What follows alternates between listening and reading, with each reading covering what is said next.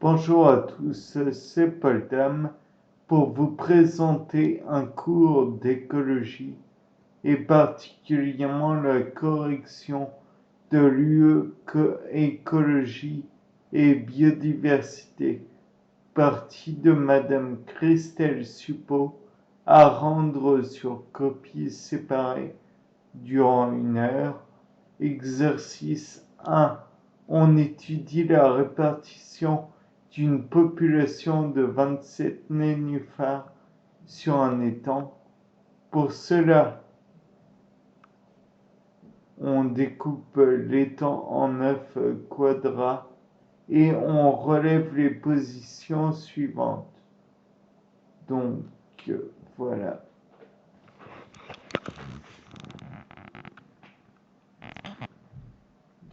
2, 2, 3, 4, 1, 3, 3, 4. Faire un tableau du nombre d'individus par quadrat. Donc, voici le dit tableau.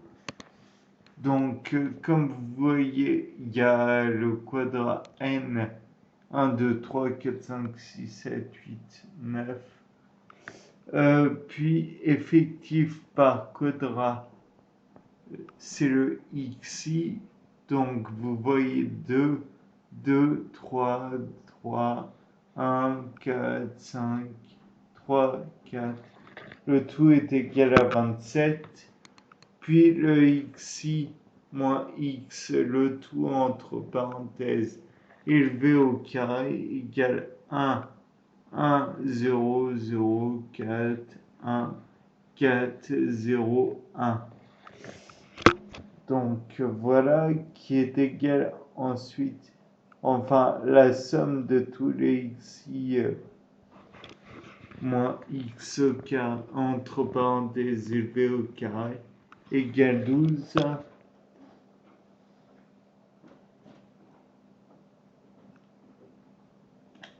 Ensuite, calculer la moyenne par quadrat. Donc 27, donc c'est les quadrats xi, divisé par 9, donc c'est le nombre de quadrats qui existent.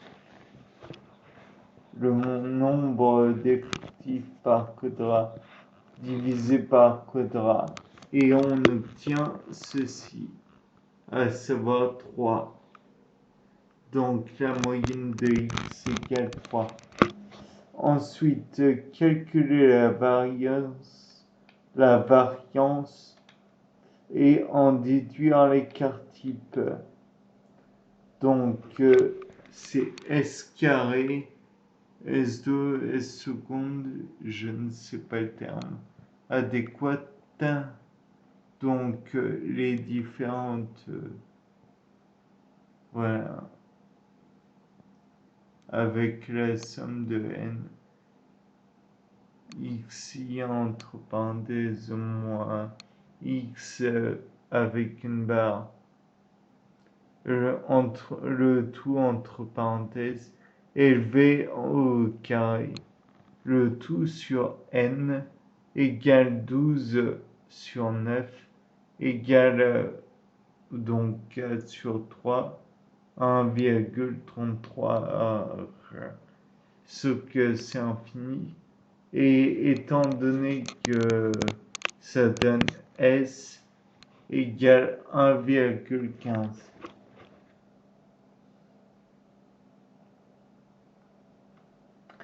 Calculer le coefficient de variation. Donc V égale S sur X bar fois 100. Donc 1,15 que l'on a vu là-haut, sur 3 fois 100. Et ça donne 38,49.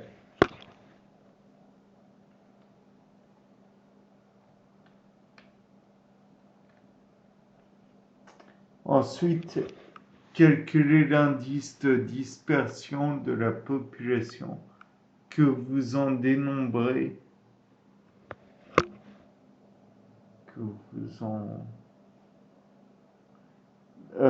que vous en déduisez, pardon, sur le type de milieu dans lequel vit la population.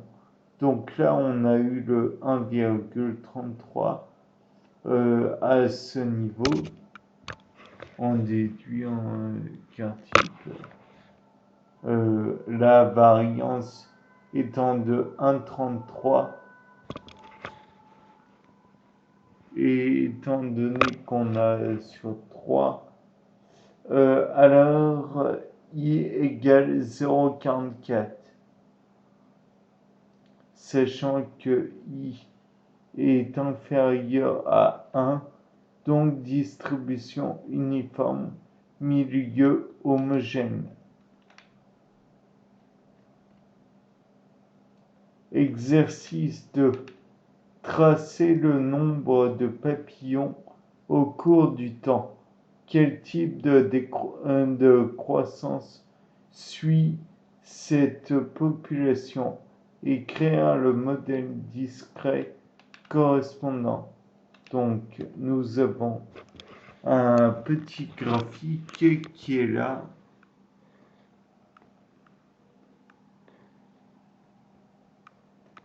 Je ne sais pas si vous le voyez bien.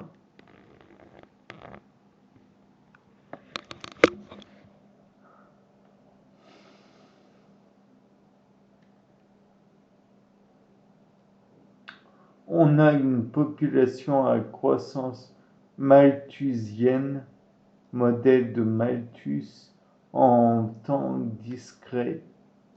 Donc n de t plus 1 égale lambda n de t avec inversé t.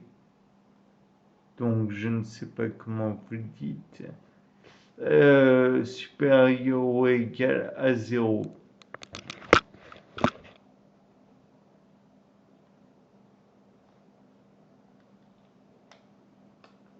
Ensuite, estimer lambda, le taux de croissance. Donc 2000, nous voyons 50 dans le nombre de papillons total. Lambda n de t1, t plus 1 sur n de t égale 1,96. 2001, 98 papillons, donc 2,09 pour lambda. Et pour 2002, nous avons 205 papillons avec un lambda égal à 1,98. En 2003, 406 papillons, lambda égale 1,96. 2004, 795 papillons, lambda égale 2,00. 2005, 1590 papillons. Donc là, on ne nous donne pas le lambda, mais en rouge, on peut voir un lambda égal à 2,00. En déduire R, le taux de croissance en temps continu, et créer le modèle continu, lambda égale exponentielle R,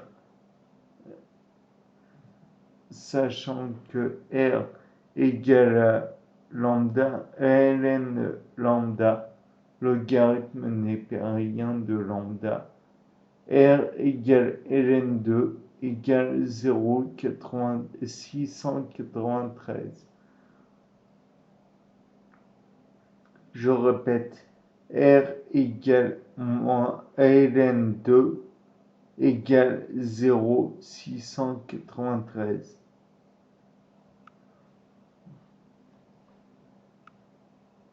Modèle de Malthus en temps continu, dn sur dt égale Rn. Les n sont majuscules dans les deux cas. Quelle sera la taille de la population en 2010? Avec le modèle continu, n de 2010 égale n 2005 fois exponentielle rt égale 1590 fois exponentielle 0,693 fois 5, ce qui donne 50 843. Si on tronque R à 2 décimales, on obtient n de 2010 égale n de 2005 fois exponentielle rt, donc 1595 1 2 3 1590 fois exponentielle moins 69 0,69 fois 5. Donc je répète le calcul. 1590 fois exponentielle 0,69 fois 5, ce qui donne 50 087.